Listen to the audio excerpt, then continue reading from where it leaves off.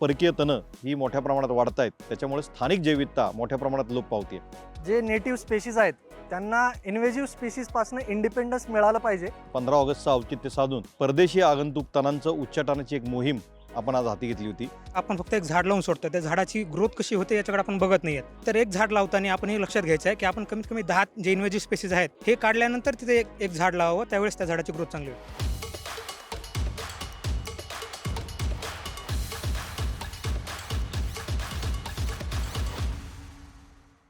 विविध संस्थांनी एकत्रित येऊन ज्याच्यामध्ये movement against biological invasion, biosphere संस्था, BNCA college of architecture, Vanaja group, department of biotechnology Abasaheb Garware college, Flora group, department of botany, Fergusson college, Pune महानगरपालिकेचा उद्यान विभाग आणि वेगवेगळ्या सेवाभावी संस्थांचे प्रतिनिधी, हरित कार्यकर्ते यांच्या माध्यमातून आज आपण कॉस्मॉस सल्फ्युरियस उपद्रवी आगंतुक तणाचे उच्चाटनाची एक मोहीम आज 15 ऑगस्ट निमित्त आपण पाचगाव पर्वती तळजाई टेकडीवर ही प्रातिनिधिक स्वरूपात घेतली.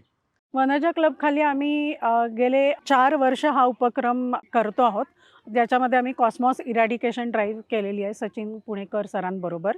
जसं जसं पुण्याच्या बाहेर जातो तसं दोन्ही बाजूला आपल्याला या फुलांच्या रांगा दिसतात आणि आपल्याला वाटतं की अतिशय सुंदर असं विलोभनीय दृश्य आहे.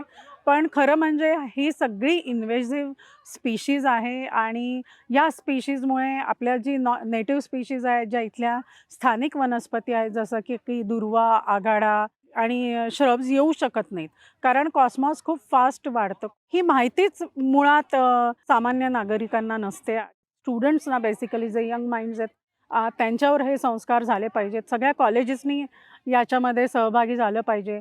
You'd be like, why are we eradicating any plant species? It's invasive species. This Cosmos weed is from Mexico. This weed does not let any flora, local flora or fauna survive. Flowers, they look really good, but they are not good for the environment at all. So yeah, we want everyone who is watching this video to join us so that we can eradicate as much invasive species as possible so the natural fauna of India can grow together. आजच्या इव्हेंटमध्ये आम्हाला खूप गोष्टी कळल्या की Cosmos किती harmful आहे एन्व्हायरमेंटसाठी. Yellow flowers येतात, ते आपल्याला येता जाता दिसतात आणि आपल्याला आवडतं, पण ह्या विषयी आता मला कौतुक वाटणार नाही कारण की it is very harmful for the nature. ये जो मैक्सिकन वीड है इसको हमने निकाला है, जो कि नेटिव प्लांट्स को ग्रो नहीं होने दे रहे. जो उपक्रम आहे तो सर्व ठिकाणी करायला पाहिजे आपण. ज्या ज्या पद्धतीची उपद्रवी तणं आहेत, जसं कॉस्मॉस असेल, धनुरा आहे, गाजरगवत आहे, चिमुक काटा, रानमारी, टणटणी, विलायती तुळस, विलायती टाकळा अशी अनेकाविध ही उपद्रवी तणं आज मोठ्या प्रमाणात आपल्या परिसरात पसरलेली आहेत, फोफवलेली आहेत. तर त्याचं उच्चाटन करणं ही काळाची गरज आहे. त्यामुळं तणमुक्त भारत, स्वच्छ भारत निर्माण करणं ही आपल्या सर्वांचीच राष्ट्रीय दायित्व आहे, राष्ट्रीय कर्तव्य आहे. माझं या व्हिडिओच्या द्वारे सर्वांना आव्हान आहे की आपण आपल्या परिसरामध्ये, गावखेड्यामध्ये, शहरात, टेकड्यांवर, शाळेमध्ये, महाविद्यालयामध्ये आणि विद्यापीठामध्ये अशा पद्धतीची इरेडिकेशन ड्राईव्ह या निश्चित राबवाव्या.